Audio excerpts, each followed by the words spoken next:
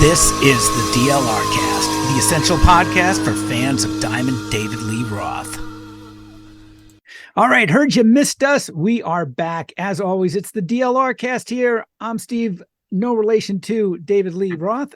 And as always, I am joined by my good friend, Diamond Dangerous Darren Paltrowitz. I got to come up with some more D adjectives there. So what's happening, my friend? Hey now, yeah, it's good to be back. We got a lot of listener feedback of, hey, where are you guys? Why are you not telling us what's going on? Well, it was a holiday break. We took a little holiday break. We're allowed. We're superstars. We do that kind of thing, and we are finally back. No, the real answer was I wanted to see where the Dave and Sammy thing went after a couple days, and the answer is the garbage bin. No one's talking about it anymore. Yeah, except for us at this point because of the break last week. I mean, the last week to 10 Thanksgiving break depending on when you're listening to this, and for about a little over a week to 10 days, there was a whole bunch of activity from Dave and Sammy. Sammy announced a tour and had a few things to say. Dave countered. Dave also put out some music. We talk about all those things with our guest this week, Eric Senich from the Van Halen newsdesk.com, including their big exclusive quote that they got from Dave. Yeah, I think this is Eric's second appearance on this show. Maybe third. Then we were on in the podcast Will Rock with him, I think. You are correct. Yeah, he's been on a couple times, 3 times, I think. Yeah, I love talking to that guy. I mean, the 3 of us cutting it up is always a blast. And talking Dave, talking Van Halen, as well as whatever other things come down the transom. But yeah, it was a lot of fun talking with Eric.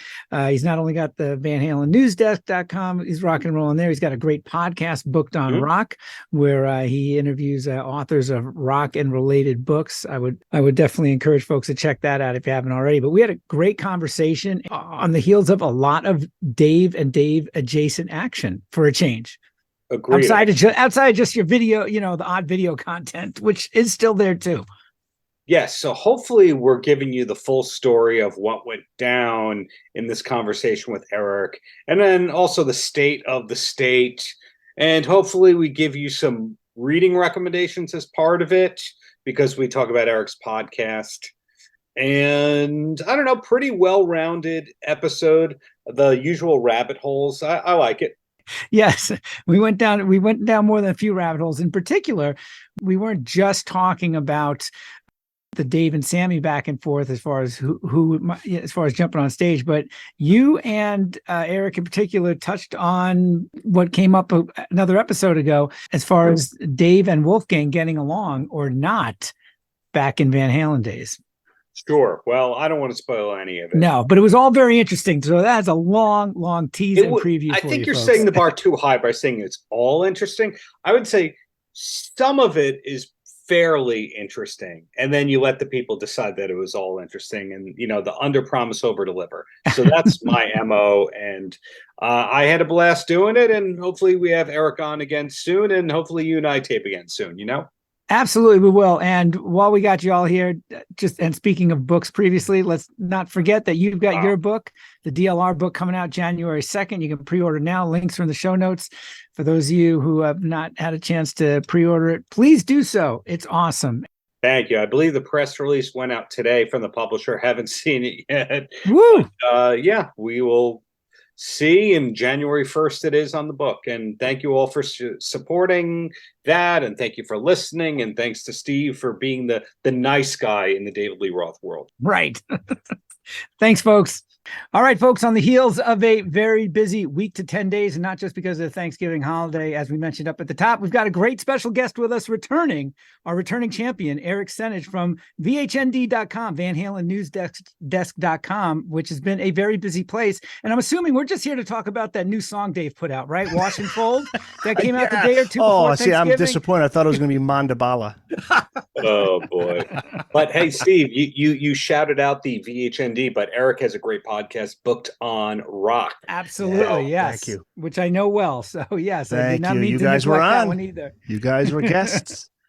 That's actually one of my most listened to episodes. When you guys were on, we were just talking VH, man. That gets you downloads every time you mention talking Van Halen. It's like, well, but as we saw this week, I have to interrupt, Steve. Yeah, Eric and his team I don't think any of the news from the last week and a half would have broken aside from Wash and Fold. Yeah. And Isn't that crazy, man? All this yeah. craziness. Sorry, go ahead, Steve. No, I was gonna say, I was gonna mention the well never runs dry on Van Halen stuff or Dave stuff, because if you're not excited or ecstatic about something, you're frustrated about something else. As listeners to our show know, I love it. So yeah, we're not. I love it's like a therapy session for you guys. Whenever I listen, I love it. Yeah. It's like, why can't he just? So I guess we're not talking about Wash and Fold or New York City Groove, which came out on Thanksgiving Day, the day or two after Wash and Fold. I guess we're not talking about Alligator Pants, that cool song that our friend from the Mojo Dojo put out. So we're not talking about the music. Eric, lead us off as far as what we are talking about. Because for those, everybody knows by now, I'm sure, that Sammy announced a fantastic tour, which this is a kind of idea where I was like, before any of this other stuff with Dave broke, I was like, this is a great idea. This is the shit that we all wish Dave was doing. Go out with a killer name band. Satriani's perfect for it. I mean, I'm so excited to hear what Satriani's going to do and bring to the table, playing songs from both worlds, let's say. And it looks like a great tour. Kudos for a good idea. And of course, Sammy mentioned, I'm happy to have a couple guests, and then hilarity ensued from there. What a week, man. Woo. Yeah, it's just so funny. Sammy, he just says whatever comes to his mind. I don't think, he's not worried about too much. So, any backlash he gets. And I mean, he did. And, but who thought it would be coming directly from Dave? I mean, it's like, I can't wait to get your guys' thoughts on this. Well, it's amazing. The story I was telling, I was in the podcast for Rock early in the week. And, it was I think this is what, Tuesday night, I think Dave gave us that quote, and I was on the highway stuck in a traffic jam. And I got a text from Jeff Hausman from the Van Halen news desk, and he said, "Can you put an article up?" And I said, "Yeah." And I called him. I said, "Yeah, but I'm stuck, in traffic. But what do you got?" And he said, "Well, Dave just sent us a statement." I said, "Okay." What did he have to say? And he said, short and sweet. And Dave has done this before. He's given us an exclusive quote, and we were literally drafting out the headline and the body of the story as I'm stuck in traffic. And I got home, pulled in the driveway, still had my jacket on, just sat down here, and I called Jeff up, had him on the speakerphone, and said, let's go. Okay, what are we going to do? And, and then within a half an hour, it was on Ultimate Classic Rock, and which is so cool of Dave. I gotta say, because he's done this before. He's given us a quote. Now he knows that if he were to make a statement and he could just put it up on his socials, and the media would pick up on it, all the classic rock sites, they would pick up on it. But he's giving it to us to get the exclusive, which I think is so cool. Mm-hmm. So that's an understatement. That's an understatement for that, man. Yeah, because somebody said, "Does Sammy do that?" No, not that he wouldn't. But Michael Anthony's he's got a good friendly back and forth relationship with Jeff. I mean, but he's never done that. It's just Dave just decides. I mean, he's his publicist. She reaches out to Jeff, and what's doubly cool about that is that he's aware of the Van Halen news desk, because as we've argued and discussed over time over here, it's like, from a rock standpoint, does Dave even really care outside of a paid gig? Is he paying attention? Certainly no one's really paying too much attention to what Van Halen fans want, as we talk often, as far as what's not available and should be available or may never become available. And that's a whole other episode we can do some other time. Darren, we still have to talk about all the goodies that have been coming out on YouTube from vaults being broken open the last couple of weeks. So much content. We really went from a drought of going, it'd be great, to this flood of new Dave stuff, then all these leaks of old Van Halen demos that we didn't really know were there, on top of the renewed Sammy Dave feud, on top of other feuds that we've probably ignited a little bit through our show. So let's bring it back to the quote real quick. Yeah. And Darren, I got to ask you a question too. I don't want to forget what you just mentioned that made me think of something. We'll get to that later. Sure. It's about something that somebody said about Dave and Wolfie. So let's put a little. Oh man. There's a big teaser. What, bookmark there? Yeah, Is because it's something the thing that I said that why Dave said negative things behind the scenes about Wolfie, that thing? Yes, I think it has to do with that. So let's put a little. Oh my bookmark God! there, Well, shoot, 'cause I let's gotta run ask with you about that. that. Don't Do you want to start with that, or well, well, you know, There were he some told you- comments that came in after I said that on the show. There was a YouTube user or two who was complaining about that, and we had a little bit of back and forth, and we figured out a way to compromise about what was said. Now, what's your question or thought? Well, Eric? and Steve, you know, because Darren told this to you, so that's where I heard this. It was on, yeah, I don't know, maybe the last episode, but I think so. that Roth was not cool with Wolf, especially in 07 on that tour. He basically treated him poorly, and that, you know, he basically said, you know, you haven't earned your right here, which was shocking to me. Which I was a little bit in This- disbelief, and it yeah. also bummed me out if it was totally true. But it's in disbelief because how ballsy is that, man? Your freaking, you know, your meal ticket. It really, when you think of it, getting back on this tour is Right. Wolfgang, but also Eddie. All right, if it, you know, anybody would more, if it was really that bad, you go, fuck you, man. Don't start with my son like this. The Right. kid's 15 or whatever it was in the 2007 reunion. You know what I mean? It just seems so crazy to me. Whether it's true or not, you know, I think the one thing that people just can't buy is that if he was talking that way to Wolf in front of Ed, that just wouldn't have ended well. So it's hard Okay, to so imagine. if I can But Darren, you go ahead, because this was your source. So you go ahead. So this source was in the room for a lot of stuff for a bunch of years until, like every Dave scenario, it goes sour. When he decides that you've done something, whether or not you actually did it, you're kind of done. So this Okay. is the person that said that he did cut down Wolfie, whether or not it was in his presence, but he did behind the scenes. One of our listeners said, "Oh no, I was in the room," and they didn't identify themselves. For all we know, it was a person who was a runner at one show, at one random tour stop. But they said, "Well, no, he was always complimentary about Wolfie when I was around. Maybe on the first tour he wasn't, in the second tour he was. Maybe it flip-flopped over time." Well, that's what I was going to ask. So yeah, are we talking about 07, 2012, and 2015? Are we talking? This person was out of the picture by 2015. Okay. Okay. That my sources. But something I've heard from a few people super off the record, and I'm trying to think of how to say this nicely, allegedly. Eddie was in a very, very, very bad place on the 07 tour. We know that they had initially announced the reunion, and then he went to rehab, and then I guess got fixed up, and then they figured they could proceed. But he was not in a good place. And, you know, another person had told me, who worked with Dave and then transitioned to the Van Halen reunion on the 07, told me, I had to quit that tour due to Eddie. A lot of people couldn't deal with him. And it's kind of weird because the 07 Van Halen tour, Dave is the star. He's singing as good as ever. He looks great, etc. Don't miss lyrics. That was like blew me away. I was ready for some sort of something. I was so nervous, man, going into the first time I saw that 07 reunion. I mean, it's what we've all been waiting for. It's like, can Dave sing? Can he still do it? Is he going to fuck around with the lyrics? Don't bring the Jack Daniels bottle out. Let's, you know what I mean? It was like, I was legitimately nervous, man. Yeah, he was at the top of his game for the age he was at that time. Yeah. You know, I mean, obviously his prime, if we go back to his late 20s, and, you know, we get you can't compare him to then, but he had really pulled himself out of a place where it was cringeworthy, like, oh shit, what's going to happen? Is he going to really, you know, is he going to just be brutal on stage when he's singing these songs? And he was not at all. So he was excellent.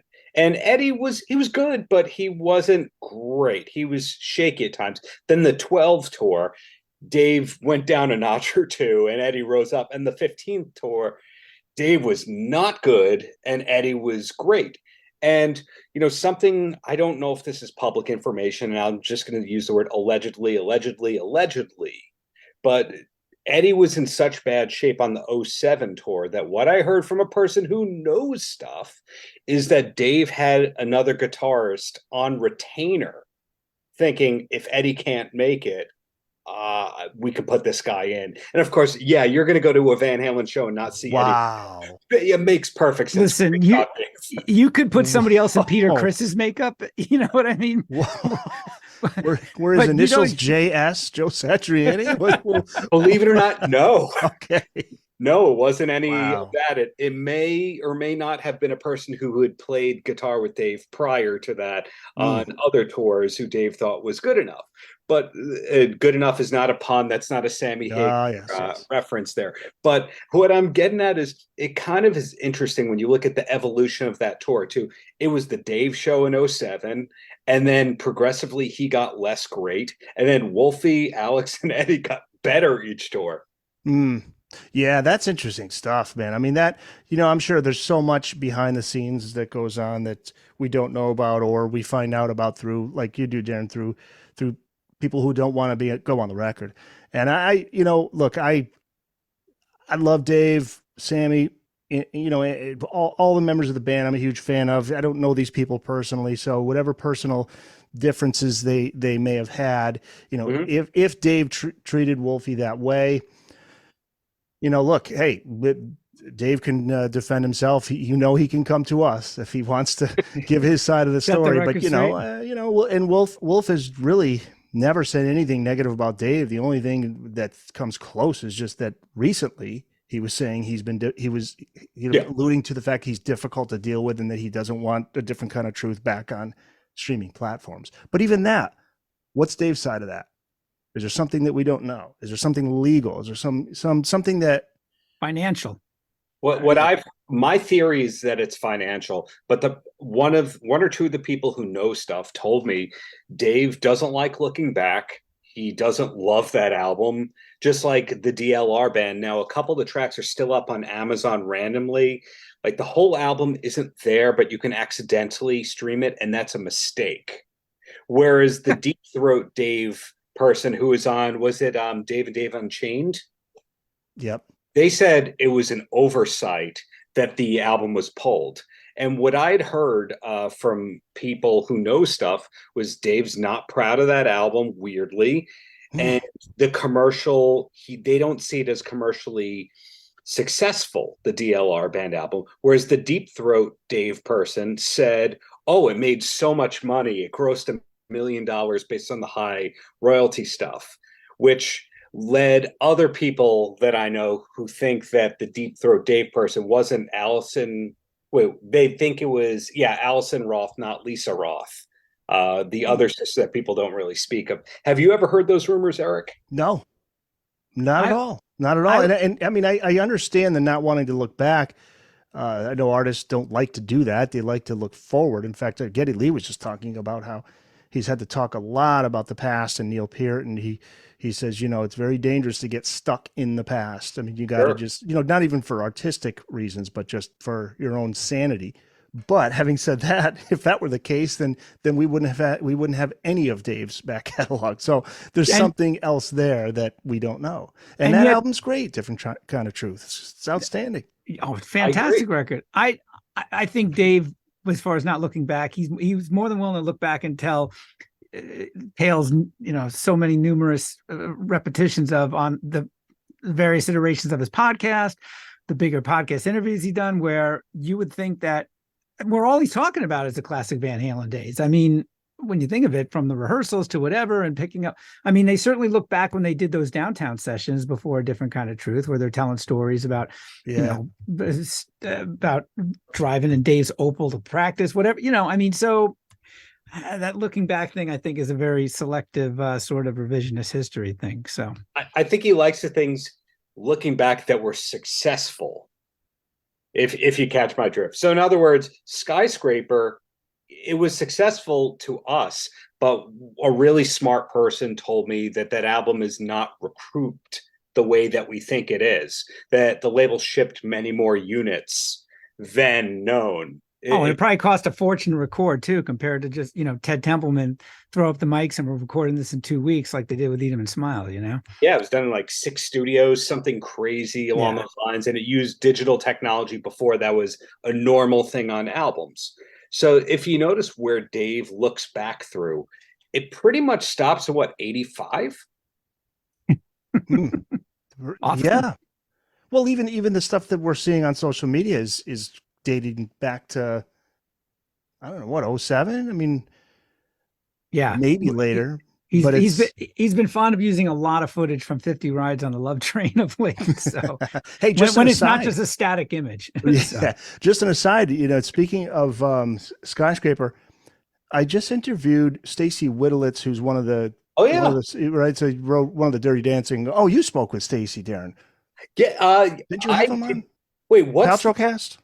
Yeah, I did speak to him for Paltrocast because the Right. publicist who represents some of the Dirty Dancing people was pitching him to me. And Ken. he co-wrote "Ride Like the Wind" with Right. Yeah, Ken is a publicist. He's cool, man. He's hilarious. Yeah. But yeah, I said to Stacy, I said, did you know that?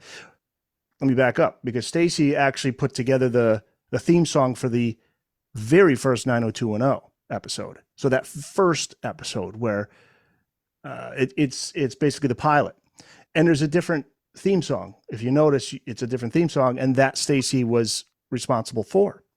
And I said, Stacy, did you know that David Lee Roth's Just Like Paradise was supposed to be the theme song? He said, I had no idea. I said, maybe that was before they chose you. He goes, I don't know, but it's probably for money reasons. And it was news to him. And Stacy remembers everything and is clear-headed and sober. Yeah. So certain people, like anytime you hear a Don Dawkins story, you kind of go, okay, let's well, are you referring to Dave's temporary sex office? Is that we were laughing on In the Podcast Rock. I said, I better win a Pulitzer Prize for my reporting of that story. It's hard-hitting stuff right there. Excuse the word hard. Sorry. Apologize. Yeah, well, I appreciate that. Yeah. But Donnie, I love me a good Donnie Dawkins story, to say the least. But my Dawkins exclusive was, I asked him at the end of the interview 2 years ago or so, I said, what do people call you in real life? What do you like to be called? And he said, some people call him Don, some call him Donnie, but double D if you know him. So I love the quote he used to always say, maybe he still says, about George Lynch. He said, the problem that we had is he thinks he's God and I don't think so, or whatever. It was some funny quote about George Lynch. I mean, those two guys hate each other. All these years later, they weirdly hate. But I apologize for sidebarring. So the thing is, we were on Stacy Weidlitz. Before we were on Stacy Weidlitz, and we were talking about Skyscraper. Before we were there, we were talking about how Dave has been unearthing a lot of old stuff that's kind of out of print. And we've seen so many of these no holds barbecued flashbacks things. The thing that he posted, I think, on Thanksgiving, the New York dance thing, that looks like it's maybe the 2012, a different kind of truth sessions, maybe in Japan that he did. It looks like footage from 50 Rides on the Love Train, which, that hour-long YouTube of him singing over Love Train by the OJs. So, which I've watched more times than I should probably admit, or at least played in the background when I wanted to get into a good mood. And I do have wooden floors in my house, but that's a whole other story. Oh, do you do a little shimmy and shake, Dave move? Okay. You don't put what is it, baby powder on the floor? So you can... but Ramsey Rios didn't say no. For the record, he did not say no. He didn't say no. But that just reminds me too, because I think I was watching the other day Alligator Pants, which Ramses Rios put up for the Mojo Dojo, and I think he mentioned there he took footage from 50 Rides on Love Train. All we know is we know just about all the footage Dave is putting. There's nothing from the last 5 or 6 years. Speaking of Ramses, I got to show you this. So Ramses is really cool. He thanked us for putting all his great stuff up on the VHND. So he made a little.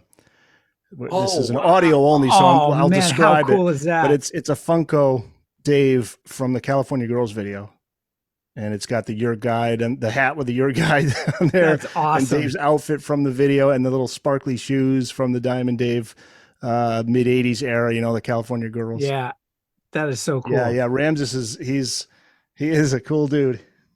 Yeah, I think that Ramses and Van Halen News Desk are the only people who hear back from Dave's management when they reach out for stuff. Yes, yeah.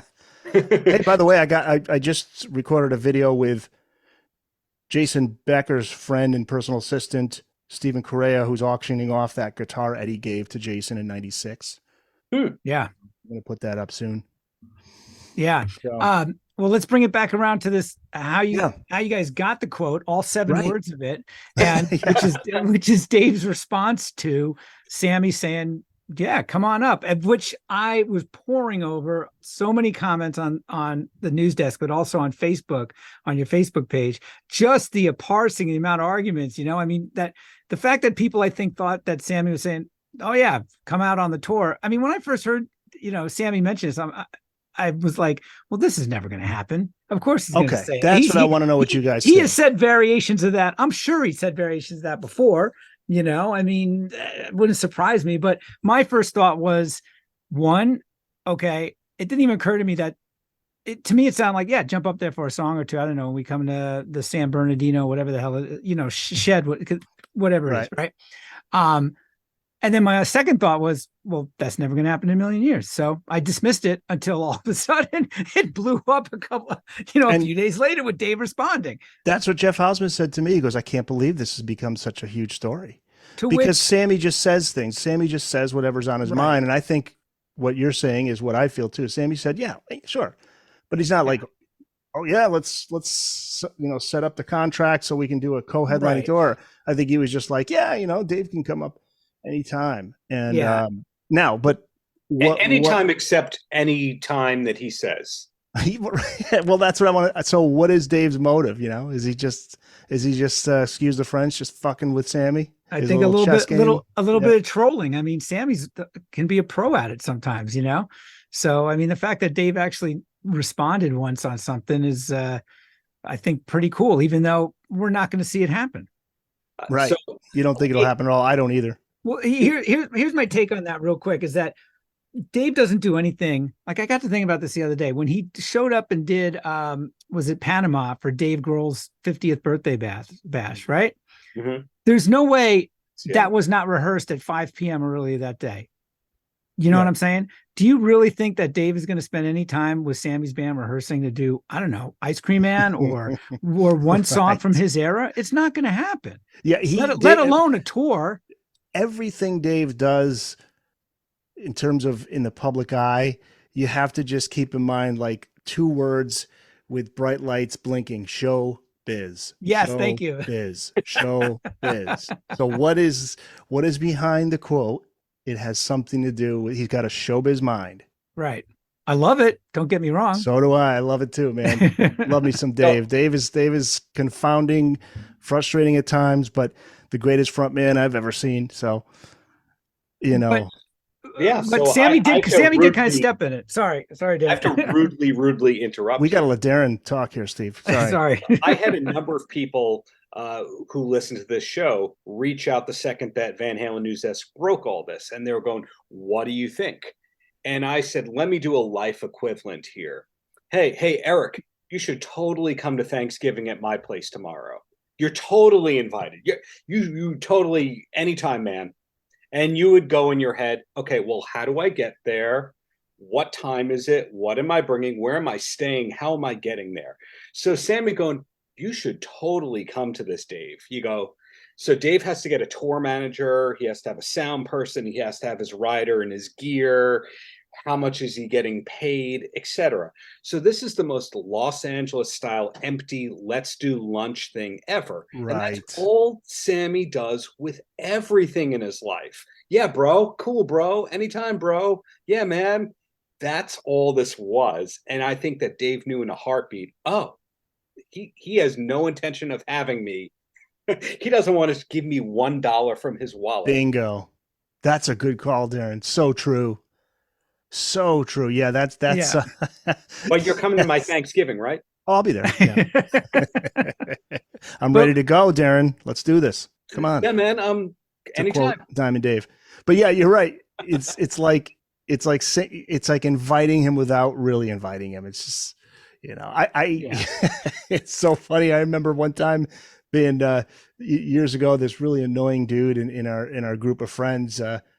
I was hammered. He goes, dude, you got to give me your number. We'll hang sometime. And of course, I'm hammered out of my mind. And I gave him my phone number. And that was the biggest mistake ever made. I couldn't shake the guy. He was everywhere. He'd be like knocking on my door in the middle of the night. So basically, that's kind of what we're talking about here. Is like Sammy's like inviting him, but not really. Yeah. Not really. There was no discernible, clear cut. What am I inviting him for?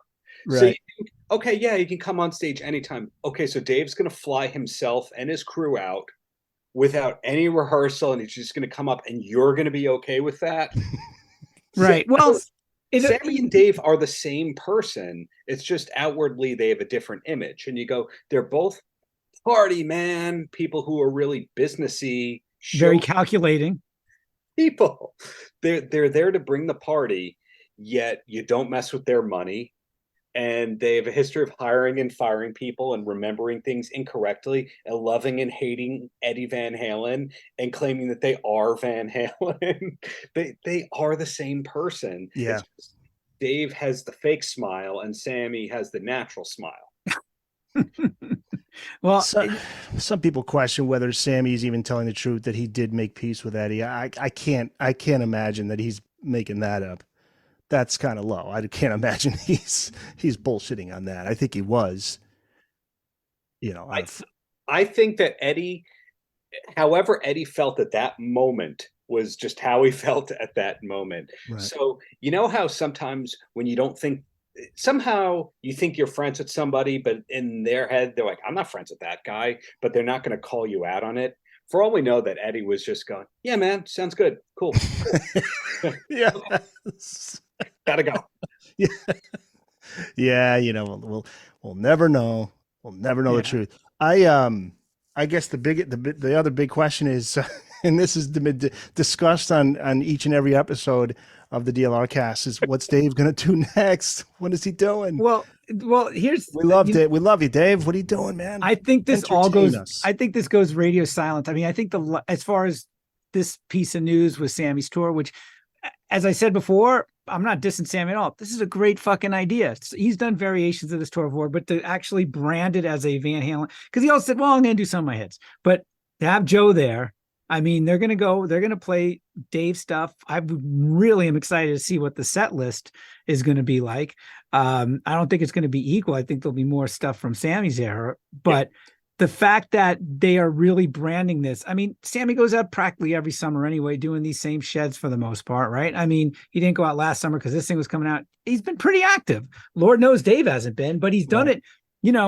He's gone out with Jason Bonham regularly. He's a part of the band. Michael Anthony's been in there the whole time. I mean, I just think him being out on the road doing whatever version of Greatest Hits has been fantastic for him and fantastic for the fans. But this is a step above, because it's now like with Satriani in there. Okay, yeah, it's basically the same band. I mean, shit, it's practically Chickenfoot, for God's sakes, Just but not Chad Smith, but Jason Bonham. Right, but the fact that it's branded real Best of All Worlds, it's that this is as really in Best of Both Worlds, yeah, right, Van Halen connection there, and it's going to be 3/4 Van Halen set list. Yeah, and it's a real tribute to that when there's nothing else really going on with that.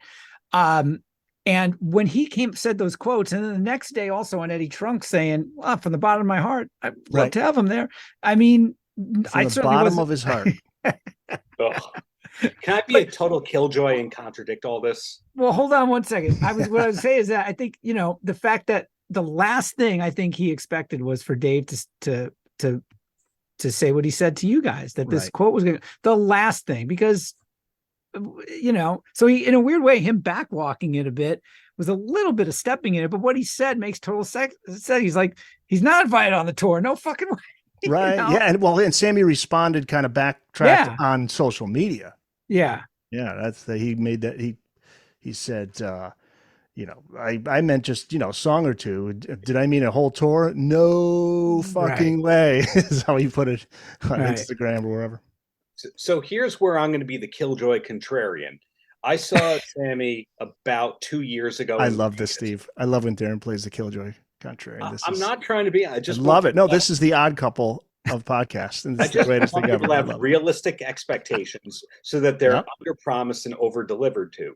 So I think that the way that Sammy sold this tour is not what you're going to get. So seeing Sammy 2 years ago in Vegas, I forget which casino it was. It was a just off strip one. And his band was Bonham, Michael Anthony, and Vic, who I feel that he threw Vic under the bus on this one, on that Howard Stern interview, because Vic Johnson's great, and he's been his loyal dude anytime Satriani's not around. But anyway, Yeah. the show was close to 3 hours. I believe he opened with the Chicken Foot song. I think he did 2 or 3 Montrose songs. He did all Van Hagar solo hits and 1 or 2 Roth songs, which Michael Anthony sang. I think he did Ain't Talking About Love and maybe Unchained or Somebody Get Me a Doctor. I'm pretty sure that's what he did.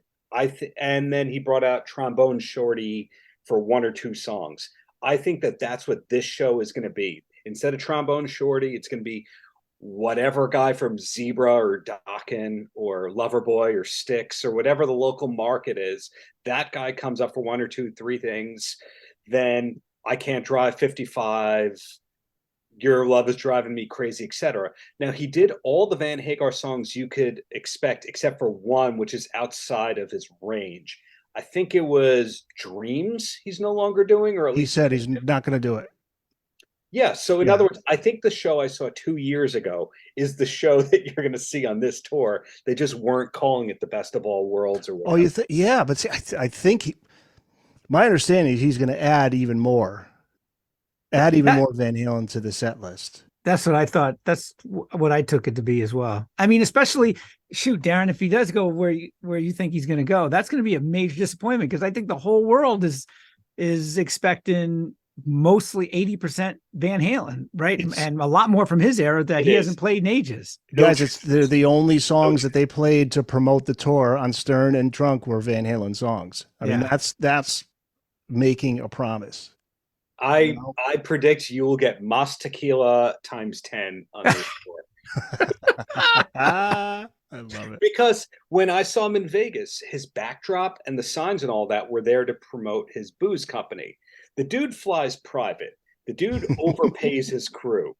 I think that this tour is a booze commercial, because when we talk about Sammy as the businessman, now, didn't he only sell the Cabo Wabo tequila, and then all the other spirits are still growing businesses? Like so, Sammy's Beach Bar Rum, the Santo. That wasn't part of the original, right?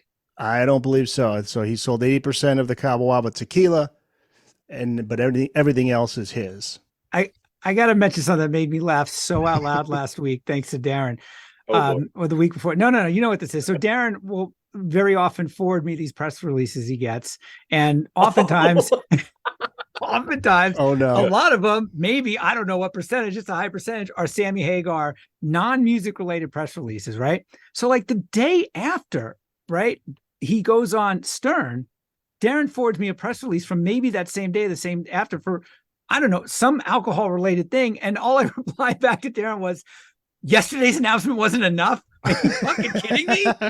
Yeah, was it the seltzer? He's got some kind of a seltzer now, right? Oh, if you just heard me typing, I had to pull up the press release. The press release, which went out on November 16th, has the following title: Sammy Hagar has the holiday gifts to make your jingle bells rock. Oh boy. Okay, the Stern appearance was November 14th. I mean, yeah, the week wasn't busy enough, right? I mean, wow. So the press release, first paragraph of shilling is about Sammy's Beach Bar Rum and his Beach Bar Cocktail Company. So I guess the canned cocktails are separate from the rum. The next paragraph is about his cocktail making book, Sammy Hagar's Greatest Cocktail Hits. The next one is about Van Halen Collection 2 box set. The next one's about the Best of All Worlds tour. And was there something else hidden in there? No, but the last paragraph is, I've included more detailed information about these offerings. Please let me know if you're interested in featuring in any holiday gift guides you may be working on. So this came from a non-music publicist. Yeah. So Sammy Hagar has to be in your gift guide. What do you guys think he's making from the collection 2? Because he did quite a bit of promotion for that. He put up videos, he and Mikey, telling stories about 5150, which we put up on the desk. I gotta assume, by the fact that he's done quite a bit of promotion for it, he's getting some coin. He's getting a fourth. I don't think so. No? I think he's getting something for it, but I also look at it. Well, he's on the little, publishing, 1/4 of the publishing. yeah. Right? So I think it's definitely getting something for him. I mean, is he making huge bank? Probably not. But I mean, I have no idea how that thing is selling, but I look at it a little bit holistically. I mean, this is a guy who I think sometimes forgets to do this, but when he really gears up for it, wants to remind people and protect his legacy of his chapter with Van Halen. And also, I think, protect Mikey as well with it, because as we all know, Mike got freaking not only thrown under the bus, but, was put in reverse and went over again too. Yeah. I mean, it's so damn sad, right? I mean, and the focus since the reunion has been the Dave era, really. Even a lot of times, even after Eddie's passing, I mean, so much of it. I mean, when, even ancillary stuff, when Wolfgang has talked about Van Halen, it's all been about that era and when Dave was back, and that, do you know what I'm saying? I mean, Sammy's, right. I don't want to say forgotten because people haven't forgotten, but as far as I think in the zeitgeist, I think Sammy's, wants to remind people that he was a part of this, which I think maybe that's to do so. Yeah. And that's this tour is it part of it too, right? So yeah, it makes perfect sense. Killjoy alert. The reason why I'm saying he's not making a lot of bank is when you talk about it from the publishing perspective. Now, this may have changed in the last 5 years or so since I kept up on publishing, but usually they allot around $1 per record for publishing. And so if it's a 3-way split or a 4-way split minus covers or anything like that, you're like, okay, so 25 cents per disc, and it's like 5 discs. Okay, so it's $1.25 at best. And how many units of it are they actually going to sell? 15,000 at best. So for any of us, that's an amazing payday. But we're talking about well under 50 grand on the publishing. Well under 50 grand. In terms of the sales, this is a heavy, expensive box set. But I would bet also that with all this attendant publicity, you saw streams of all that, of that album and that era really increase within the last like 2 or 3 months. Because it was right. So almost like this Best of All Worlds tour is almost like a tour to promote an album. It's almost like it's coming on the tail end of the release of Collection 2. And in Sammy's mind, maybe that's also the way he's looking at it. Like, let's go out there and promote the Collection 2. No way. No way. To promote the booze. Booze. But I think he's extremely proud of his time with Van, which I don't blame him. No, he should be. And to be honest, sorry, Dave. I know, Dave, you're giving us exclusive quotes, but I'm a Sammy fan too. I love both those guys. I love both. And I became a fan in 1988. So that was when Sammy was there. So I have some great memories of those years. So no trade secrets, but give us, going back for a minute, I mean, how do you guys get this quote? You're hearing from the publicist directly, right? Oh, email, yes. whatever it might be, and saying, I've got an exclusive. Right. And it was a woman. I remember Jerry, who handles his accounting and management and tour management, and didn't get the name from Jeff. It was just, I remember a she, Yeah. So, so she reached out to us and basically just, gave us the quote and also wanted to, let people know, Sammy never, nor his people ever approached Dave or Dave's people about a tour or anything. This was news to him, is basically what he was saying. It's when you think of it, it's pretty crazy, right? 7 words really just like turned around the whole promotional scheme for this tour, right? I mean, because that's all anybody's been talking about. And I mean, let's face it, we're no sooner going to see Dave jump on any stage on that tour than we would Alex Van Halen, right? I mean, so what happens? So what happens after this? Nothing. Radio silence. Sammy answered it. That's, I think that we don't see Dave on this tour, but I think we continue to see the occasional corporate gig, Steve Stevens, Matt Sorum kind of thing where he keeps popping up. Because my theory on Dave is there's only 2 reasons he does something. And I don't blame him for this, if my theory is not wrong. It pays him a lot of money, or it's a bucket list life experience thing. So those Vegas gigs are to put money in his pocket, which he then uses to do something that he's been itching or dying to do. So doing one show for Sammy Hagar is a money loser for him, because again, he has to fly out his own people for that and be extravagant and get his new outfits, etc. He loses money doing the Sammy thing, all while being criticized. It's a lose-lose for Dave. One thing we haven't discussed too is just what you think of the Joe Satriani performance, because that made headlines too. Oh, he did a terrible job doing the Mean Street intro, and there's a lot of. I'm not worried that Joe Satriani he's going to do just fine. Listen, the Mean Streets thing was just off the cuff, for goodness sakes. When was the last time he played it before then? Who the hell knows, right? But I can tell you from watching the Stern thing a couple times, I loved how he sounded on Good Enough. Yes, I agree. And 5150, I thought he sounded good. Summer Nights sounded pretty good. There was a little, but again, give him how many months of rehearsal time? Exactly. The tour doesn't start until, Jesus, what is it going to be? Spring? December, January, February, March. I mean, I think it's going to be a good 6 months. Yeah. 7 months. So I'm not worried about that. It's just that the reality is Joe's not going to.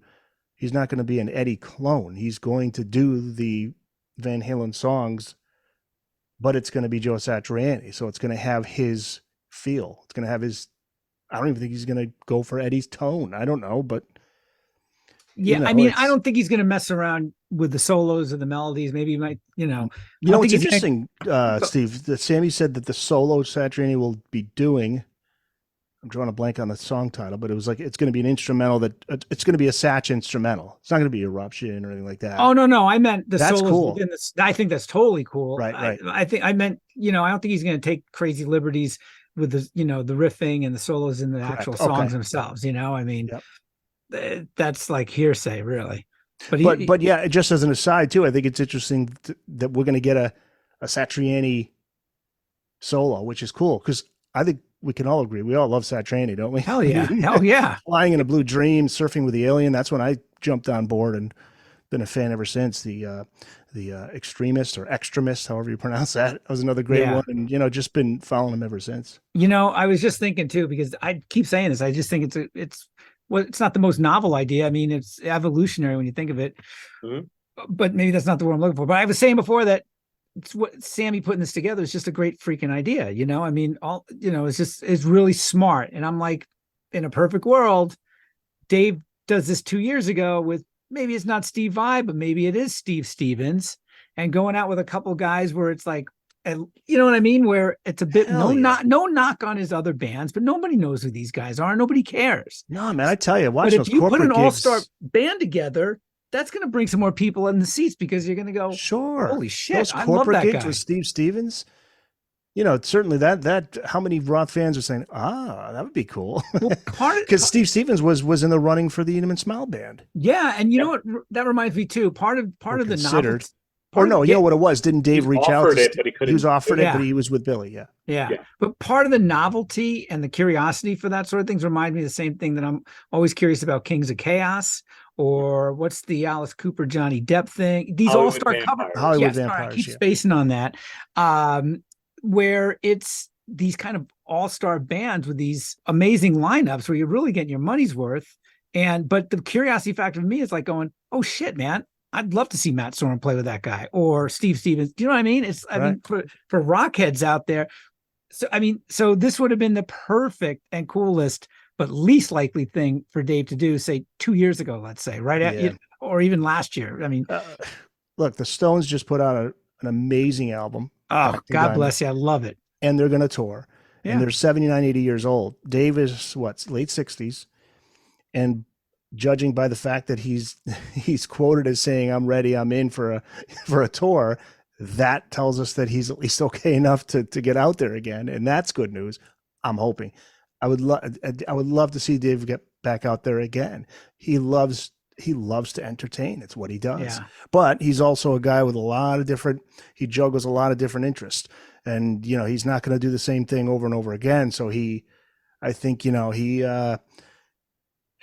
wonder, I would bet he's a guy who still has some, he's still got some things left that he wants to do on his bucket list. He's just that type of guy. I think so, but I don't know if that's in the musical realm. Right. That's where I'm going. Like, maybe he's just done with all that. I don't know. But so what the people who know stuff, I hate to be so vague, but people who know stuff who've worked with him in the last 5 years said that he is selective as to when he's doing music. He has other interests and he pursues them. And if you notice, he's not actively podcasting at the same time he's doing music. Yeah. So my theory is that Dave has, and this is not what somebody told me, but this is my theory based on studying Daveology for the past few years, is that for research for your book related to that. January 2nd. January 2nd. Can't wait. Thank you. Yeah, I think that Dave picks 4 or 5 things at a given time that he goes, I'm going to be perfect at this. I'm going to master this. And building a theory on a theory, the periods that he was singing great, which is pretty much 97 to 2007, it's because vocal lessons were in that. And then there's other periods where he goes, I'm going to learn Japanese calligraphy or swordplay, or he picks Portuguese or Japanese. He picks something that's not related to his vocal training. And that's when his singing's not as great. Interesting. Yeah. So I don't think that he's a year-round singer. I think he just goes, you know what I feel like doing for the next few months? Recording. And then that's when he keeps renting out Henson and doing these impromptu sessions. I don't think he's been at Henson since the Van Halen re-records. Which was May of this year? 2022 or 2021? I can't recall. I think it was 2022 when I got some text messages and all that kind of stuff. Well, what did you guys think of his corporate gig appearances? Good, bad? Brutal. Yeah. Very generic and a little cringy. But the first corporate appearance, no video has emerged from it. That's the 40th or 50th birthday party of the PayPal co-founder who made everyone sign an NDA to attend. That was in Mexico. In Mexico, yeah. Yeah. No video has emerged from that. And I don't know if that was just he did 3 songs, but I know that Coolio was on the bill and so was Cardi B. Yeah, just before Coolio died. Yeah. Yeah, right. yeah.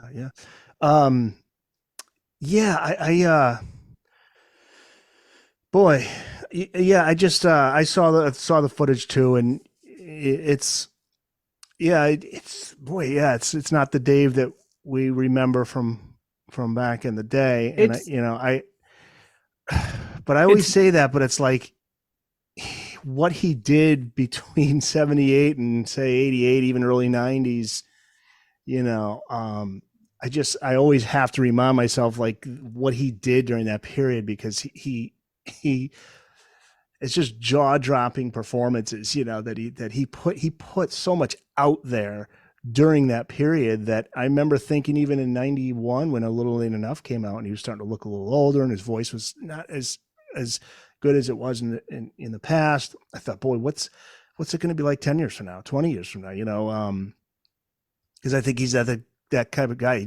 He put it all out there. Yeah. But that is an interesting point about the vocals, Darren, about, depending on what he's doing is how we're going to hear him sound vocally. And, his vision for the longest time was Van Halen. And then when he became a solo artist was his solo career, and to not only expand as an artist and do things, because as we know, Beat 'Em and Smile and Skyscraper and Little Ain't Enough, each album was so different that it was interesting, but he was really focused on his career. So it was record tour. Now it's, he just doesn't have that singular focus anymore. Darren, you remind me that not sing bit. And I think if I remember correctly, he harkens back. He talks about this a bit in his autobiography, was when he got the call for the 96 to do the 2 songs. He admittedly said, it'd been months since I sang. I haven't trained that muscle. You know what I mean? It's like he just, and he worked hard through that, because Ed and Al actually complimented him. Yeah. And after the fall, wasn't ready for that. Credit. Really. Yeah. He pushed through it. Yeah. Yeah. But I think that now, Eric, you are totally right that how can you top, where he was at on the Skyscraper tour? Because we're always going to compare him to, we're always going to compare Dave today to Dave in the past. Right. And he's always up against that. The concert that I'm endlessly obsessed with from '99 in Finland, yeah, MTV3, He is amazing. Yes. At that. He's the best. And then you look at the 2002 Hartford show, which I think was supposed to be a DVD, the way that it's filmed, that you see on YouTube. I was and there. You look at, oh, you were there for that. I was there. Yeah. Wow. Yeah, absolutely. He sounds great on that. And I remember, playing that VHS back when it was just I said to my friend, I go, what year do you think this is? Because he's not a diehard fan. He goes, I don't know, is this from like 80s or something like that? I'm like, no, this is from, and at the time it was only like 2 years old. But of course, Dave's look was those outfits he was wearing. They were like onesie. Powder blue skin tight onesie. Yes. He was wearing what the triplets from the No Holds Barred. Right. Yes. wearing. Bless him for being able to pull that off. So I'm right. reiterating, like, DLR band album until 2007 Van Halen. He was fantastic for about 10 years. Yeah. Then did it all slow down when he became Japan Dave? Like when he started getting the head to toe tattoos and the sword play and the calligraphy, is that when he just stopped taking the vocal lessons? Well, Van Halen was so largely inactive. I mean, that's a big run of time where 2007, the rehearsing, the great tour, the great shows, and then God knows, then nothing until really 2011, 2012, more or less. Although we know, as we found out, that A Different Kind of Truth, a lot of that stuff was recorded or pieces recorded before, a lot earlier than when it first came out. But still, when you think of it, there's about a good 5 years there of not too much Van Halen activity. He did nothing solo, no solo dates, So, I mean, I remember that, right? People were just like, is he under contract? Like, where like he can't do anything else? Yeah, for all the activity that we saw, we were so jazzed about 2007, 2015, 8 years. They never were big world tours. I mean, Australia was like, what? And Japan, but they didn't do a big European thing, a big UK thing. The 2007 tour was, I don't know, US only, I think. Yeah, right? Maybe there's a couple Canadian dates there at all. UK has never been, Van Halen has rarely done much to please the UK fans. 2012 was A Different Kind of Truth tour. I mean, it wasn't like they were going out on these 3-year treks, or anything. Yeah, and the dynamics of the band this is maybe speaking to Darren's comments, maybe Dave ran out of steam because as we can plainly see on the 07 tour, it looks as if he just put everything into that tour, and it shows. And then maybe not so much in the ensuing tours because the dynamics within the band, the politics of the band, this wasn't his band anymore. So maybe he was just like, and this is all speculation, maybe he was just like, look, this band is obviously so important to me. I'm going to keep going here and give my best, but this isn't like it used to be, Well, I'm not calling the shots here. I have no decision. I don't know. Maybe they did let him make some of the decisions. It's easy to mention that because I'm sure even back in the prime, he was kind of the outsider to a degree, right? I mean, he did his own thing so much at a time anyway. When they would get together, it was Mikey, Alex, and Eddie putting down song ideas. It wasn't like they were all woodshedding together, right? So he's kind of like this. And then, now you've got 3 Van Halens, as Dave said, it's, one part inevitable, 3 parts genetical or whatever the hell it was, right? Or, but when you think of it, then you're even more of an outsider, so to speak. So, I mean, I think, Eric, to your point, it wasn't all for one for all. And it may have never, it was that for a while, for a long time. Those first 6 albums, I think, at least the first 3 in those tours. But would you rather see him do a Vince Neil, which Mick Mars just finally revealed? Because everybody, I think, was always wondering, like, why is Vince Neil, like, as soon as the Motley Crue tour is over, he's out on tour as a solo artist, doing pretty much the same set list. And Mick Mars was like, Vince just hates being at home. Yeah. Oh, well, yeah. Vince Neil, I love reading Vince Neil court documents. Darren's got some strange quote hobbies. Of the episode right there, Steve. Quote of the episode. So, isolate that, and there's your promo. So Vince Neil has this. I love Darren. Filed for bankruptcy a few times. And has he really? Wow. Because he's had how many times he's been married? 4, I believe. Yeah. And I give that guy kudos to the number of times he's rebounded and got it super rich again. Motley Crue's had more windfalls than any band. Right. The Stadium Tour 2, selling off their masters again. Motley Crue has so many windfalls. It's amazing. Remember when he was doing reality shows? And yeah. It was like kind of bizarre. It was a surreal life, I think, is what he was on. And it was surreal. Listen, I got to give Motley Crue a huge props for, basically convincing so many people that they're a stellar live act after all these years. Yeah. And they got John 5, and it should have been our guy, Dave's guy. Right. Exactly. That's the tour we would have wanted. Dave with John 5 on tour. There you go. That I totally agree on that end as well. John 5 is great for any band that he chooses to be part of, even if it's Katie Lang, who was one of his first bosses. Oh wow, I didn't know that. Yeah, John 5 could do anything. Yeah, anything. And a cool guy. Seems like of course. Cool guy. One of the nicest guys what we were around. talking about with all that, with the Dave doing the Vince Neil kind of thing, is kind of where he was at in 2003, where on the O2 tour, Brian Young said this when I interviewed him. He said basically they were just playing the first 2 Van Halen albums and a nods and ends thing or two. And then the tour set list kept evolving to basically being greatest hits with 1 or 2 deep cuts. I think he was rehearsing for his return to Van Halen and just getting paid for it. That is one of the theories, right? That was supposed to happen. And another one of the things that was told to me was that the original Hagar Roth tour was supposed to go about 18 months and go overseas and all that. And Sammy pulled the plug on it. Dave was ready to keep going.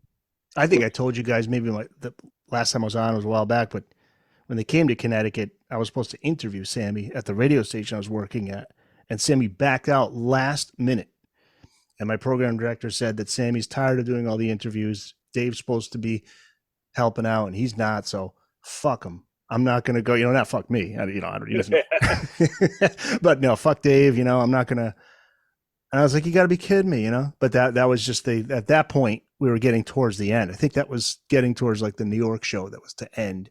Yeah. Was Dave doing interviews? I mean, there was that big initial press conference, but was he doing interviews to advance the shows? I don't think he did. So. He did. There's the great Carson Daly was after. One. Carson Daly was what? No, was Carson Daly during the Carson Daly appearance was during that tour? I think was O2 during that tour, and one of the best TV performances Dave has ever Mean Street, and Dave was so great as a guest on that. I don't know. Carson's just like just let Dave go, just BSing with Dave. But actually, that interview with Carson Daly is one of the things that I build a lot of my Daveology on. Oh, cool. He was saying in that interview, and keep in mind that Carson Daly interview is not listenable because Dave is just flying off the rails, and Carson Daly is calling him out on it. But he asked, he had the wrong number of alphabets and letters in the alphabet. he said something along the lines of, "There isn't one photo of Dave in his own house. Right, and he doesn't keep any old stuff." And he said something along the lines of, "One bad review will ruin my day." Yeah, ruin my week or something. He said, "Yeah, I have the almost verbatim." I remember watching it so much. Yeah, yeah, and you hear that and you go, "Oh, so that's why the dude doesn't want to look back so much. That's why, he's portraying this character of this egotistical person, but that's not really who he is." Right, but then again, he's been doing that character so long that you don't know where the Diamond Dave ends. Yeah, it's kind of like. Do you guys remember? Carson Daly tries to bring up the Tom Sawyer thing of how Dave loves to read Huck Finn. I'm sorry. Yeah. And he goes, Dave, there's a non-sexy side to you, and Dave goes, "No, there isn't."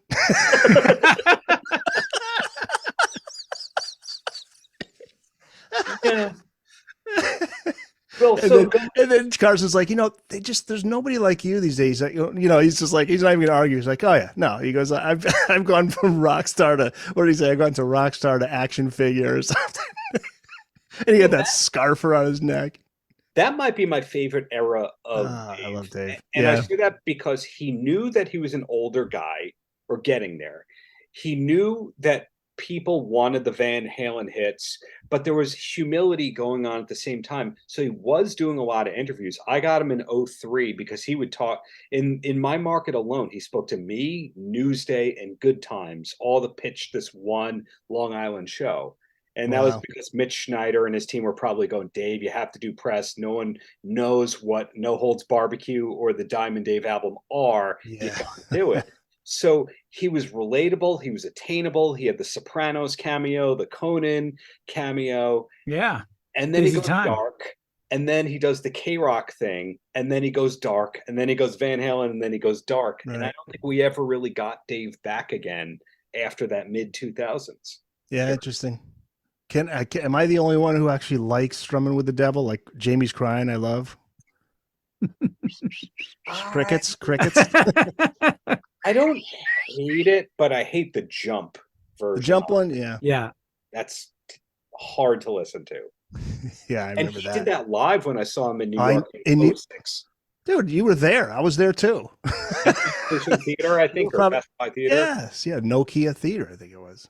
The most shocking thing to me that night is like, ladies and gentlemen, on drums, Jimmy DeGrasso. And I'm like, wait, what? He got a new drummer? Former Y&T drummer Right, and Megadeth. Megadeth, a ton of other people. Rat drummer. Yeah, I didn't realize that he changed drummers mid-tour like that. But that period, I think Dave was doing the K-Rock radio show and Strumming with the Devil and still doing press. You know, he goes through these periods of, plus he was an EMT at that time too. Yeah. And then remember he did the 4th of July thing in Boston in 2004, I think. Austin Pops. The Pops. Yeah. Austin Pops, yeah. Yeah, I was still, like I'm that guy, I'm that fan. It's like anytime he's on, my radar was just like, oh, he's on. And in those days, it'd be like, bust out the VHS to record it or, whatever.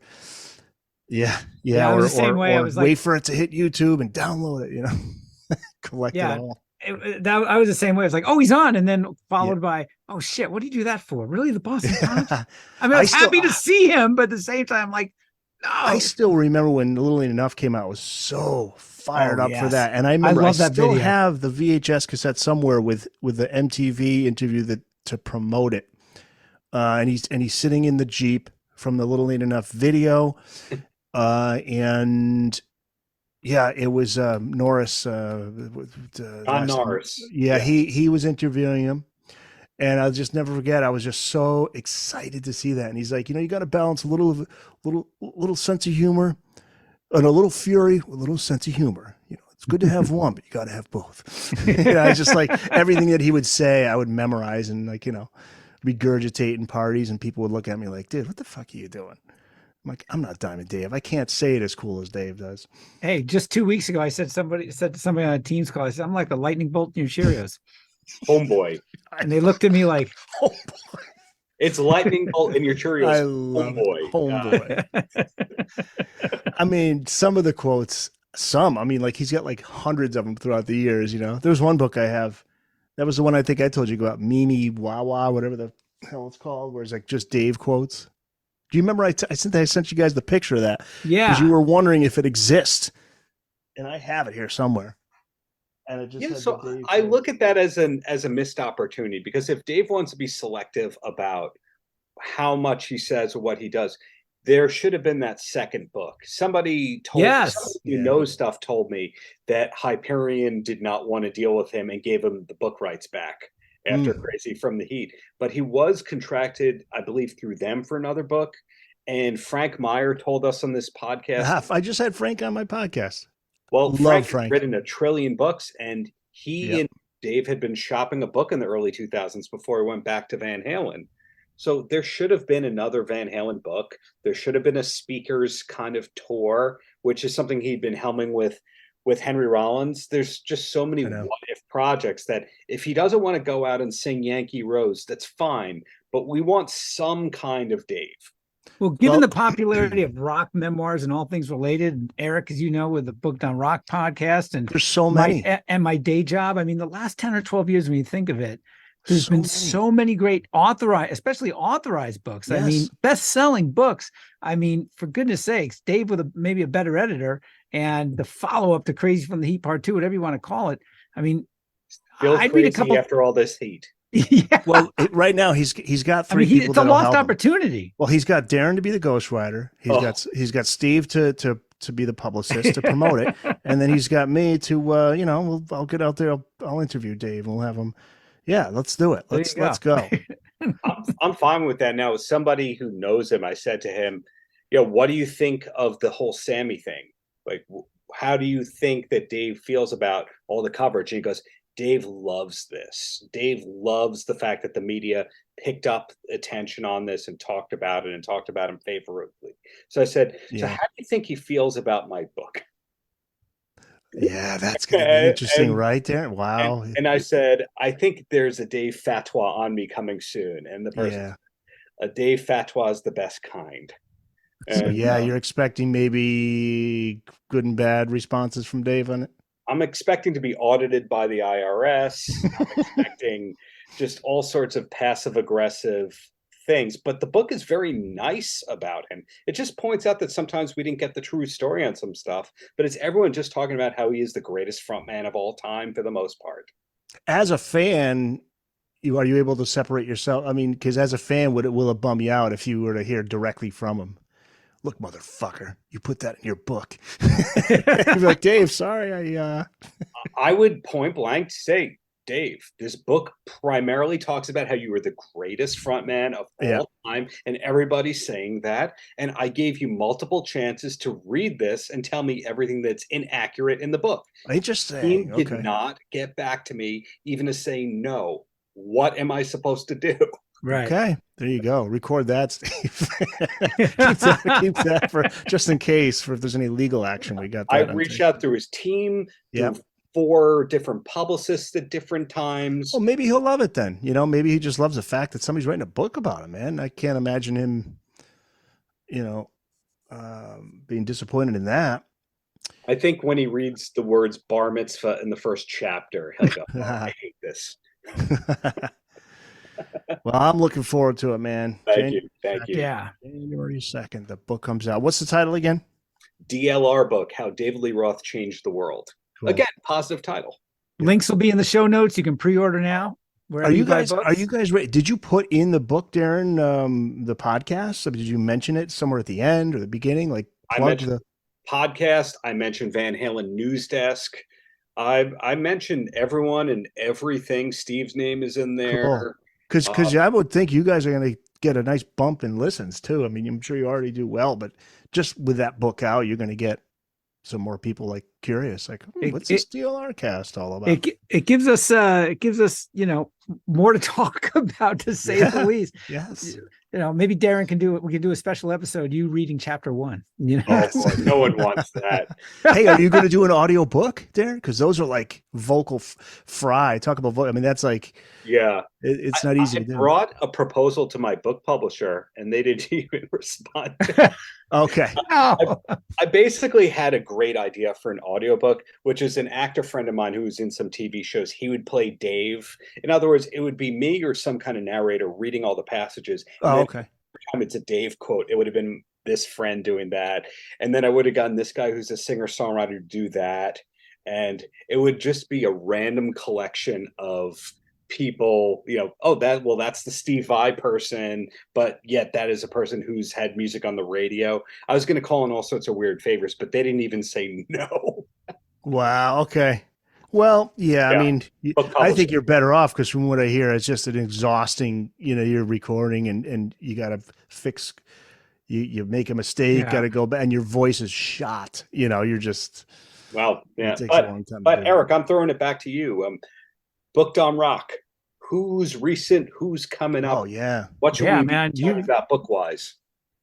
It's really doing so. It's doing so good. I mentioned I did have Frank Meyer on, who I love. That guy has got the greatest story. He's been everywhere. I mean, this guy. He's got. What did he have a story about going to see Ice-T's Body Count, and they come out with Uzis on stage, and he's talking about that, and So I just had Frank on. Had actually the Dirty Dancing songwriters. We just mentioned that. Stacey Weidlitz and John DiNicola. Triumph singer and guitarist Rick Emmett. Oh man, I've got that bookmarked. I've been meaning to listen to that. I was away all week. I love Rick. Yeah, great interview. Had an episode on Grateful Dead. There's a book on the 50 most important memorable concerts, Dead History. 50 Years of Kiss with Martin Popoff. He's got what do the you book know? out. Yes, thank you. And Steve, that was interesting because that was when you were away. You were out of work for a little while. Yeah. And there was a little bit of confusion there. Thank you for getting that done. I appreciate it. It's proof of how great a job Steve does, because there was a little bit of miscommunication there, but we got it done. Life and Career of Ronnie Lane of Small Faces, and Faces, another one. Wow. Yeah, actually, guys, you would love to, and I could reach out to the host, but I had the host of My Weekly Mixtape, Brian Colburn, on, and it's such a fun podcast. It's putting together the perfect mixtape of a band or a topic or whatever. Of course, I was on for Van Halen, and that episode just went up with me as a guest, but I had Brian on my show. He's great. So coming up, I'm just trying to think of some of the stuff I got coming up, guys. I'll be on for the Vince Neil mixtape. You gotta the first Vince Neil solo album is great, and the second Vince Neil solo album is one of the worst albums you'll ever hear from anyone who sold millions of copies. Have you ever heard the second Vince Neil solo album? Was that Carved in Stone, or what's the one? I believe it's Carved. Exposed is the good one, I think. And one with you're invited, but your neighbor can't come, or something. No, that's on the good first album with Steve Stevens and Phil Suzanne. That's when he toured with Bon Jovi, I remember. Did he? I think he opened for Van Hagar. He did, and then he also supported Bon Jovi, I believe, too, that summer. Yeah. Yeah. Wow. Good memory. Yeah. So yeah, go to bookdownrock.com. We got I put up video segments from the episodes too, which are fun to do. Like we had Stacey Weidlitz talking about Jeff Skunk Baxter of Steely Dan and Doobie Brothers, who's also he's a missile defense specialist. Yes. Advisor. Yeah, it's crazy. That's crazy. The day jobs in some of these guys, that are still out there touring is pretty interesting. Well, there's a great story that Frank tells about seeing Axl Rose before Guns N' Roses, like way before, like literally right after he gets off the bus and is on the Sunset Strip. He joined a band, which I'm now forgetting the name. Is it like Hardfire or something like that? Yeah, Rapid Fire. Rapid Fire, yeah. So we put up a video on that, and the other one that's cool is Rick Emmett put a video up, and you can find all of this on bookdownrock.com. But Rick was talking about he was offered to join Boston. He was offered to join Yes in Boston around the same time, like early 90s. But he was a little bummed because he met with Tom Schultz and they seemed like everything was going good, but he was under the impression that it was going to be like writing songs with Tom, and for a Boston project, but they just wanted him to go out on tour, and sing the songs. I was just listening last week before I left for my Thanksgiving vacation. I was just listening to the last Triumph record that Rick Emmett appeared on cassette. Wow. Anybody know the name of that album? Oh boy, don't know. I'd have to. Is it Alliance? Is there something Alliance in the title? No. Surveillance. I don't think anybody bought the damn thing. It was after the Sport of Kings, which was after Thunder 7, which was, that was maybe the peak of those guys. But Steve Morse has a guest shot or two on Surveillance, and that I'm just like, I've got all these cassettes I've been digging through, and I'm like, holy shit, why did I never get this on CD? This thing is so damn good. I mean, okay. The problem forgot about that album, right? And I think radio stations did too. They just gave up on it. Oh yeah, but I didn't know Phil X of Bon Jovi was in Triumph for a couple. He was. He did a Triumph album after Rick left, which I never got around to getting because Rick left. But I think that was like the last gasp of Triumph, if I recall. Yeah. And I've got a couple Rick solo albums, absolutely, and a few other ones. There's one Spiral Notebook or something. I mean, the guy is immensely talented. Oh, and the book is outstanding because it's more than just Triumph. He's got a lot of life experience, and he's got some great insight into how to just crafting a song, writing a song, some really great stuff in there. One before I forget is that I have coming up that Tom Werman, who is producer of your band, Steve, Cheap Trick, the three like huge albums he was there for. In Color, Heaven Tonight, and Dream Police. Right. And he produced Crew. He produced and he was an AR guy. Poison. Yeah. He talks about in the book Hatchet. Molly Hatchet. He talks about Molly Hatchet, the singer, having the first night he met him, the singer, I can't remember his name, and a tooth tooth fell out of his mouth on stage, and he's like, "Hey, nice to meet you, man." He's like, "Hey, nice to meet you. Did you see my tooth anywhere?" And then he was talking about the first time he heard Boston, the demo, More Than a Feeling, and he was like, "Holy shit!" That book is on my nightstand currently. It's next in line. He wanted to sign Wicked Lester a year before they were Kiss, and somebody said no. He wanted to sign Rush, and Lynyrd Skynyrd. He went to see Skynyrd, and they played a demo which included Freebird. And his partner goes, "I'm not hearing any good songs." Amazing. Yeah. He talks about all of that. He also has what was the other story he had? Well, the Poison one. He said he remembered Bret Michaels bringing to him Every Rose Has Its Thorn, and he said those guys, not the most talented musicians I've ever worked with, but the most dedicated, hardworking guys you'll find. I mean, they, like Ricky Rocket there was a drum fill he was working on with Ricky Rocket, and he would just be totally patient with Tom Werman, whatever you need.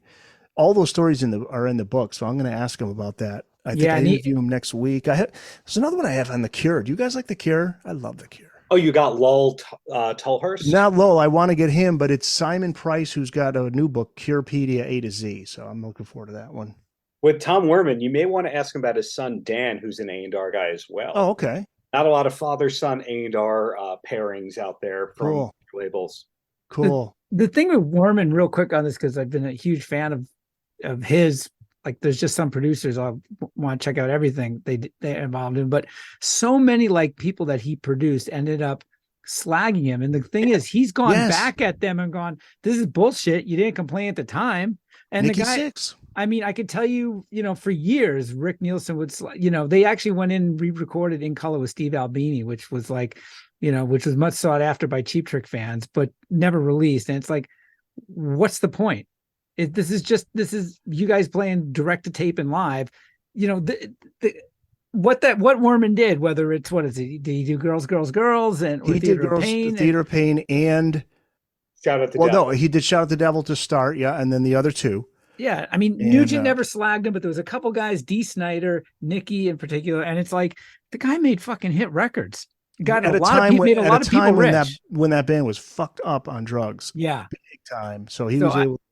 It's just odd that he, I mean, look, Kiss always blames Bob Ezrin on, Music for the Elders, or they take half the blame, let's say, for a while they're kind of blaming, and, there's always been that sort of thing. But Werman in particular, I never understood that, because his records sound great. And it wasn't like he produced, some bomb of a record after a gigantic follow-up. Right. Do you know what I'm saying? It's weird. It is very strange. He does talk about that in the book, which is what led to the book, because he started writing a column in defense of himself, because was clear the air. I mean, the guys. How about Meatloaf singing on Ted Nugent's second album? I never knew that. Bizarre. Yeah. He's on that second. He sings 4 songs on that second album because they needed.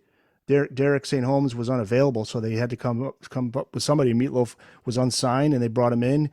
Not really the guy that they had in mind, but he went in there and did it. He said Meatloaf was great.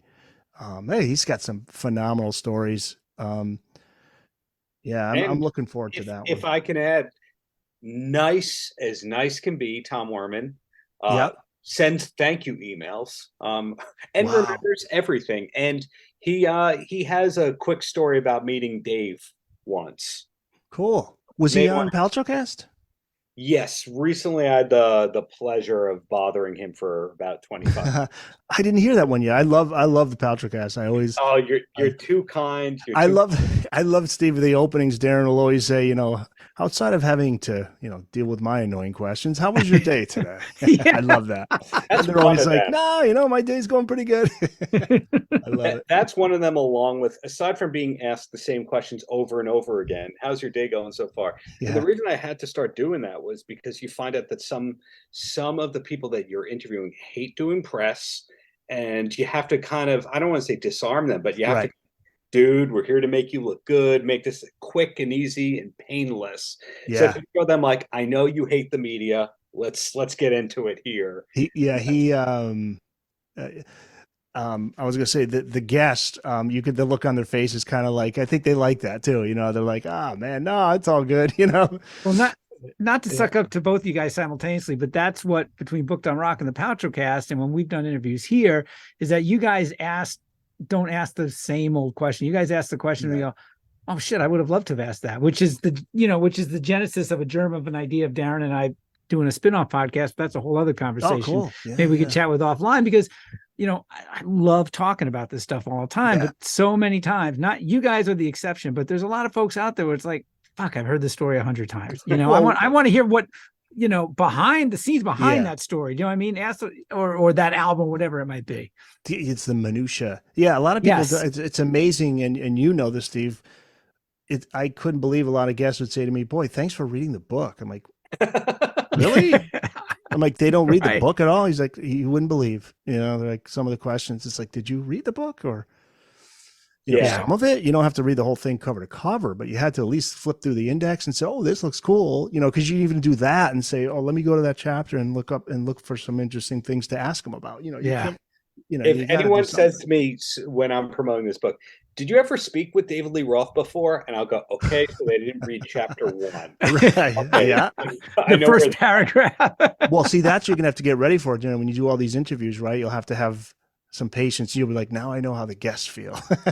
Well, right? I'm going to entertain myself by seeing how many friends can I plug their podcasts of during these interviews. Right. The challenge. What's the number of times I can plug my brother's company, Eric's podcast, etc., in one interview? You know what, Darren? I would love to tap your brain for your private investigation background, man. That's friggin' fascinating. Or is it fascinating to us, but does the PI say it's not all that it's cracked up to be? I mean, that's got to be some. Yeah. You got to have some good stories. If the average person from watching CSI or something, they think they know how investigations go, and it's about 0% to do with that. Hey, anytime you got a question, ask away. Oh, that's good. Have you ever had somebody say, hey, my wife's cheating on me, I want you to follow her? Believe it or not, that is the lowest form of investigation. Okay, because I'm like, that's what you think of, right? I'm like, that'd be the weird, like, oddest thing. Like, I don't know if I want to do this. Where you kind of want to be is doing background checks and social media checks and all that kind of stuff behind the computer, because that's where you get the facts. Whereas the tailing person, it's like, if you find out that person's cheating on whoever, who wins? Well, now you just burst my bubble. You mean to tell me you're not spending hours 100 yards away from across a parking lot with of a binoculars? With binoculars. I've done that. Shady Venetian blinds. I did that. One time there was a guy who could never work again, and he was in a cover band. So it's like, okay, well, we know when he's playing the gigs. Let's go to the gig. Let's get the beers and the mozzarella sticks, and it's billable back to the claims adjuster. Well, I work in the court business for here in Connecticut, the judicial branch, and a lot of times we would say to people, like, small claims lawsuits, and you win a case, but it's like, I don't know where they are, where they bank, blah blah blah blah blah. I said, a private investigator, man, they will find what you need. If they got money, to be taken, they will track them down. Have you ever had those? Welcome to the jungle, Eric. If you've got the money, honey. Have you ever had to do those though? Where somebody's like, I need to find where this dude banks, or I need to find where he works, or I need to find where he is. That has happened. Yeah. It can be done. Hey, if anybody listens to this needs stuff, you get the bro rate. Depending on how generous I'm feeling, it might be cost plus a little bit, but I'm not going to be one of those. Tell you what, I'll cut you a deal $400 an hour. I'm not going to be. Yeah. But I think, Steve, though, Darren should move to Hawaii and get a guy named Higgins, move into a mansion, and really go all out, because it's my favorite show ever. Hey, if anybody doubts his bona fides, I could tell you right away that, I mean, name another author, podcaster, or a journalist that could find out the amount of unclaimed funds a particular rock star. Oh, I love that stuff. I love it. That's the greatest. I thought that was going to be my olive branch to Team Dave when I said, I found you $200,000. Thousands of dollars, and it wasn't even a thanks or no or leave us alone. It was the same no response to, I'm writing a book. Would Dave like to read any of it? I mean, imagine you don't have to do the corporate gigs. Why? Because some PI in Long Island found. Yeah.